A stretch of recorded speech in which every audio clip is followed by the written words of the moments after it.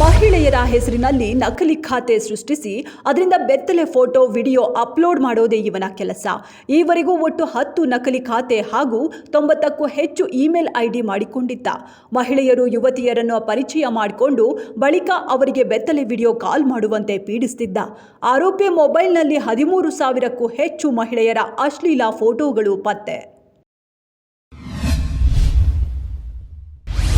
ಗೋಡ್ ಸುರೇಶ್ ವಿರುದ್ಧ ಕೇಳಿಬಂದ ಗಂಭೀರ ಆರೋಪ.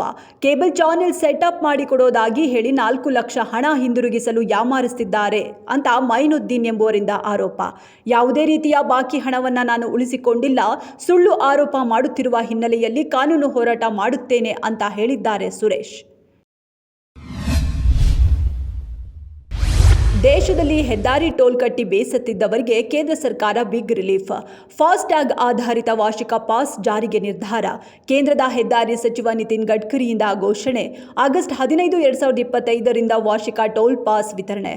ವಾರ್ಷಿಕ 3,000 ರೂಪಾಯಿಗೆ ಟೋಲ್ ಪಾಸ್ ಪಡೆದು 1 ವರ್ಷಗಳ ಕಾಲ ರಾಷ್ಟ್ರ ಹಾಗೂ ರಾಜ್ಯ ಹೆದ್ದಾರಿಯಲ್ಲಿ ಸಂಚಾರ ಮಾಡಬಹುದಾಗಿದೆ. ಕೊಲ್ಲಂ ಪಂಚಾಯತ್ ಉಪಾಧ್ಯಕ್ಷೆ ಜಲಜಾ ಕಳ್ಳರನ್ನ ಹಿಡಿದು ಸಾಹಸ ಪ್ರದರ್ಶಿಸಿದ್ದಾರೆ. ಅಂಚೆ ಕಚೇರಿಯ ಆಡಿ ಏಜೆಂಟ್ ಆಗಿಯೂ ಅವರು ಕೆಲಸ ನಿರ್ವಹಿಸುತ್ತಿದ್ರು.